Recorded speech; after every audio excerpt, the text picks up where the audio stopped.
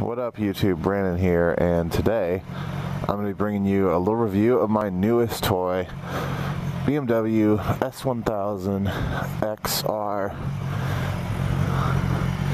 She's just warming up right now, so I figured I'd show you.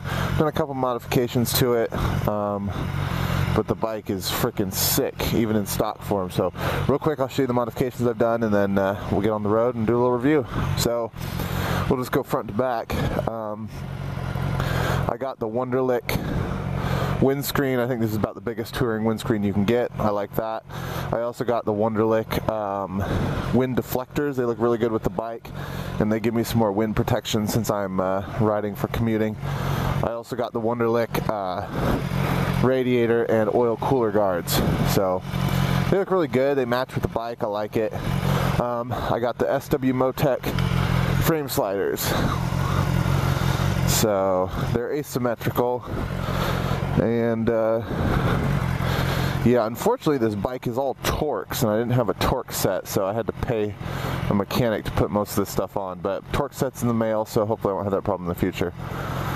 That's all I've done for it for now. I also have a top box coming for it. I think it's a shad top box, and a power commander, and I'll discuss why in a little bit. But anyway, this is the bike. It's incredibly sexy, and I'm very stoked on it. So let's go for a little ride. Alright guys, so what do I think of this bike? It's awesome. I'm going to start with why I chose this bike. So for years I had wanted the S1000XR, basically ever since it came out, and I was planning to get one, and then in 2015 BMW released this bad boy. And I ride my bike predominantly for work. I do take it to Palomar Mountain. I like to ride aggressively, but at the end of the day it's a work commuting bike first. And so this bike checked a lot of the boxes for me. It was much more comfortable. It had a much better range per tank of gas, which is a big deal for me. I didn't want to be filling up every day. It had all the same safety features that the S1000XR had, like the ABS and the traction control and all that. And in fact, it even did a little better. It had the ABS Pro, which I think now the S1000XR can be retrofitted to get that, but at the time this was the bike that had it stock. It also came with a built-in navigation system, which I got. It's not in right now because I don't need it today. But yeah, it just it checked all the boxes that I needed, and it still had the fun factor, you know. So that's why I ended up going with this one. It is more expensive actually than the S1000XR, but I was fortunate. This is a 2016. It's a demo bike from a dealer, so I got it for like $15,400 out the door, which is a really good deal. That's with the full, you know, sport and dynamic package, and I also got a navigation system for it. So yeah, pretty good deal. All right, so a few negative things about the bike. Number one is the cost. Bike's expensive. There's no getting around that. Parts are going to be expensive. Maintenance, if you get it through BMW, is going to be expensive, and it's not under warranty. You're going to have to buy some aftermarket parts to make it a viable daily commuter, like panniers or top box, crash bars, radiator protector, oil protector, or oil cooler protector. In my case, I had to buy a larger windscreen and wind protection because I'm tall. I was getting buffeted by the stock windscreen. Another negative thing about this bike is the low-end fueling is not very good, like 3,000 RPM or below if you're sitting in traffic filtering. It hitches a little bit, not smooth. I think that's because of the emissions requirements. It's running too lean. So I ordered a power commander, which I'll swap in next week, and from people I've seen and talked to, they've said that solves that issue right there, and also makes the engine run quite a bit cooler. The engine tends to run hot in stock form, so that's another potentially negative thing. Could wear out a little faster, so that can be fixed probably by power commander, changing the fuel ratios and stuff. Another negative thing is the shifter. I haven't figured out a way to reverse it yet. I prefer the reverse shift pattern. So far I haven't found a way to do that, so that's just something I have to deal with, something to consider. Seat height could be another negative if you're quote-unquote challenged on the inseam. This bike could be a little bit difficult. The bike, the geniuses at BMW decided to use all Torx. So if you don't already have a Torx set, which I didn't because I had no reason to, that could be an issue. So I had to order a Torx set to be able to do my own maintenance on this bike.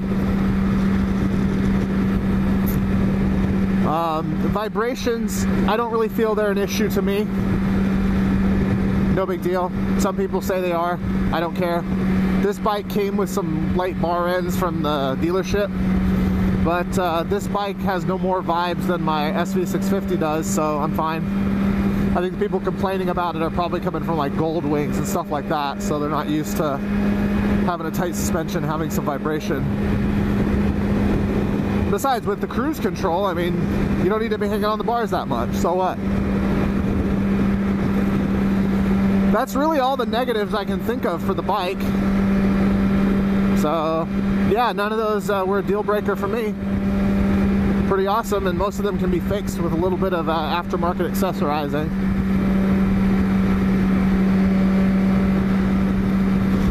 All right. So we went through the negative things about the bike. Let's talk about the positives. Number one is the seating position. Like I said earlier, this bike, I use it every day as my primary mode of transportation, so seating position was very important to me. This bike has that. Awesome. I'm 6'5" and very comfortable. I had to get a taller screen because I'm too tall for the stock one, but you know. The quick shifter is awesome. All the electronics. If you're gonna buy this bike, just get all the electronics with it. Get the quick shifter up and down, get the dynamic suspension, get the ABS Pro, get all that stuff. It's worth it. The engine is very powerful, feels really good, smooth, except at the very low RPMs, which I'm going to fix for the Power Commander. The bike is very nimble, much more so than you think just looking at it or even sitting at it stationary. As soon as you start riding it, it just wants to fall into corners. Fantastic. The fuel range is awesome compared to the sports bike. Getting 200 miles plus per tank on this, so that's the difference for me between filling up every day and a half like on my SV and filling up every 2.5 days on this. The brakes are awesome. No complaints there. I mean, they stop you really well. Nothing too much to say. The heated grips, it's just like the down blipper. You know, it's something you don't think you need, and then the moment you have it, you realize you need it in your life. That's how heated grips are as well, just like the downshift blip. An extra I got, which is awesome, is the navigation system, but it's not just navigation, it's actually more useful to me for the telemetry. So it displays real-time stats of your bike, like temperatures, tire pressures, fuel economy, voltage. Very cool. Hear that popping? Oh, yeah, just like freaking MotoGP style. Awesome. I like the gearing of this bike. I think it's really good for what I use it for, which is driving every day, commuting. I like the mirrors. They're in good position. You get good field of view, I think. Significantly better than my sports bikes. I ride the bike almost exclusively in dynamic mode, so the suspension's nice and firm, no problems there. The wide bars give you a lot of leverage to push the bike around. Bike's awesome. So if you're like me and you're considering a bike that you're going to use as a primary mode of transportation, if you have other considerations like, you know, for example, me, I want my wife to be able to ride on it with me, and she's not comfortable riding a sport bike, because who would be? So this bike, it gives me the ergonomics of basically like a GS. It gives me much better fuel range than a superbike would. It gives me equal, if not better, acceleration up until about 9,000 RPMs as like an RR would. It gives my wife a place to sit. It gives me a place to store my equipment when I'm driving for work. It gives me much better wind protection. So, yeah, I highly recommend, if you're interested in one of these, go test drive it. I think you'll be thoroughly pleased. So yeah, that's my review of the 2016 S1000XR by BMW. If you have any questions, comments, leave them in the comment section of the video and I'll try to respond to you. I plan to have this bike for 5 years.